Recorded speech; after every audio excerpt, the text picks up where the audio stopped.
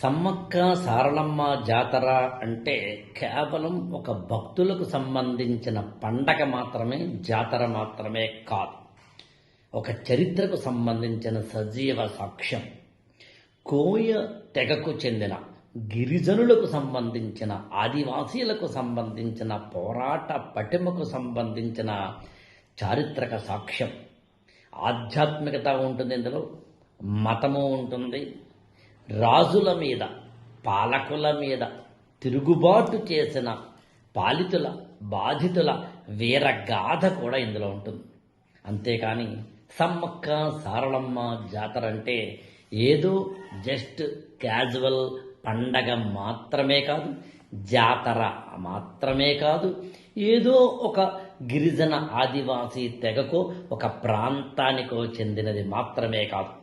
భారతదేశంలోనే గర్వించదగ్గ పండగల్లో ఖచ్చితంగా సమ్మక్క సారలమ్మ చెప్పుకోదగ్గది.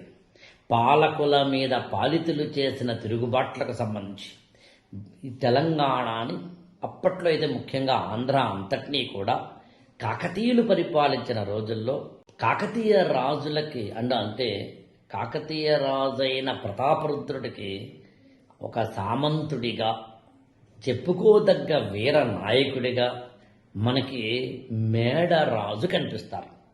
అక్కడి నుంచి వాళ్ళ యొక్క చరిత్ర, దానికి సంబంధించిన ఒక కుటుంబ గాథ మనకు కనిపిస్తుంది.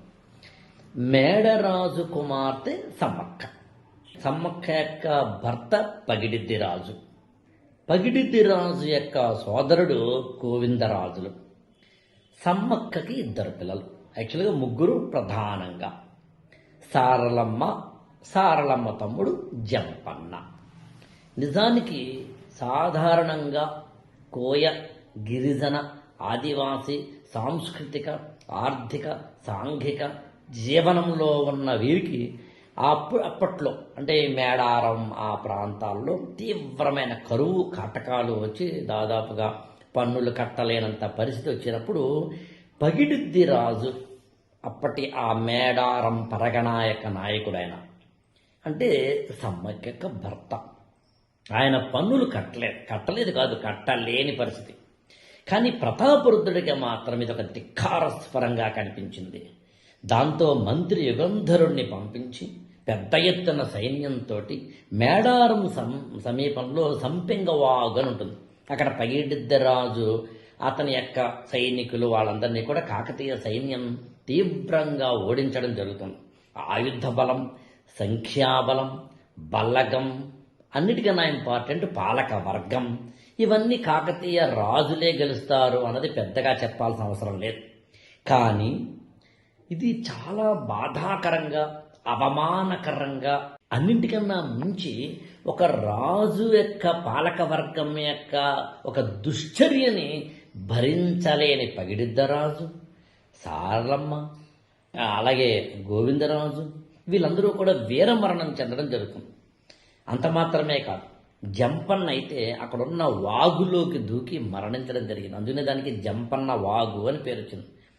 ఇన్ని రకాలుగా జరిగిన సందర్భంలో పగిడిద్దరాజు భార్య అయిన సమ్మక్క మాత్రం కాకతీయ సైన్యంతో పోరాడి అత్యంత వీరోచితంగా యుద్ధం చేయడం జరుగుతుంది. అందుకనే ఈ మొత్తం జాతరలో సమ్మక్కకి ప్రాధాన్యం ఎక్కువ ఉంటుంది.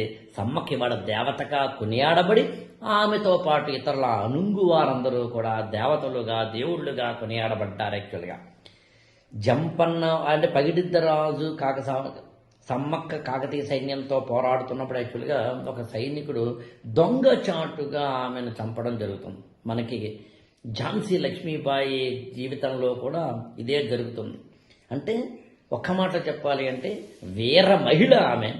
నమ్మక ద్రోహంతో, వెన్నుపోటుతోటి వెనకాల నుంచి చంపిన వారు తప్ప మరొకటి కాదు. తీవ్రంగా గాయపడ్డ సమ్మక్క ఇదిగో ఇప్పుడు ఎక్కడైతే ఈ జాతర జరుగుతోందో ఆ స్థలంలోనే నేల కొరగడం జరిగింది. ఇక్కడ మేడారం అనేది కీలకమైన ప్రాంతం. మహబూబాబాద్ జిల్లా గంగారం మండలం పునుగొండ నుంచి పగిడిద్దరాజు యొక్క గద్దె బయలుదేరుతుంది. ఎక్కడికి? మేడారం చేరడానికి. ఏటూరు నాగారం మండలం కొండాయి నుంచేమో గోవిందరాజుల గద్దె బయలుదేరుతుంది. ఎక్కడికి? మేడారానికి. కన్నెపల్లి అనే చిన్న గ్రామం ఉంటుంది మేడారం దగ్గరలో. అని మేడారము, అలాగే చిలకలగుట్ట, కన్నెపల్లి 3 చుట్టుపక్కల ఉండేవి.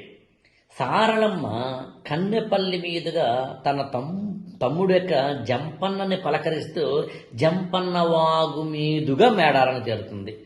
అంటే ములుగు జిల్లాలోని తాటబాయి మండలంలో ఉన్న మేడారానికి పగిడిద్దరాజు గద్దె, గోవిందరాజుల గద్దె, సారళమ్మ గద్దె, జంపన్న వాగు మీదుగా సాగిన గద్దెలు ఇవన్నీ కలిసి చిలకలగుట్ట నుంచి కుంకుమ భరణ రూపంలో సమ్మక్క దేవత గద్దెకు చేరే ఘట్టమైన, అత్యంత పవిత్రమైన, మనోహరమైన, మధురమైన క్షణం మొత్తం జాతరలో హృదయం లాంటిదన్నమాట.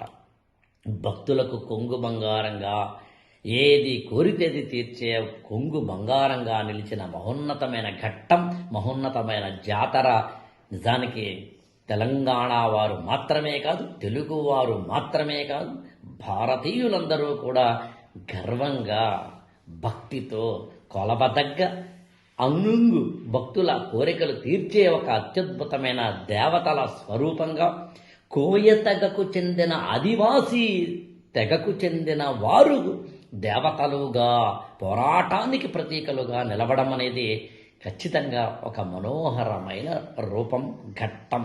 మనందరము స్మరించుకోవాల్సిన సుదినం. సమ్మక్క సారలమ్మ జాతర గురించి 5-6 నిమిషాలు తెలుసుకుంటేనే ఎంత ఉద్విగ్నంగానూ రోమాంచితంగానూ ఉంటే మొత్తం ఈ కథ ఏమిటి, జంపన్న వాగేంటి, సంపెంగ వాగేంటి, వీటికి సంబంధించిన వివరాలేంటి, సమ్మక్క ఎవరు, సారలమ్మ ఎవరు లాంటి వాటికి సంబంధించిన ఫుల్ డీటెయిల్స్ తోటి కూడిన ఒక క్లాసులా అనిపించే ఒక అత్యద్భుతమైన 1 గంట నుంచి 40 నిమిషాల వీడియో మీకోసం ఈ వీడియో కిందన డిస్క్రిప్షన్లో మీరు చూడొచ్చు.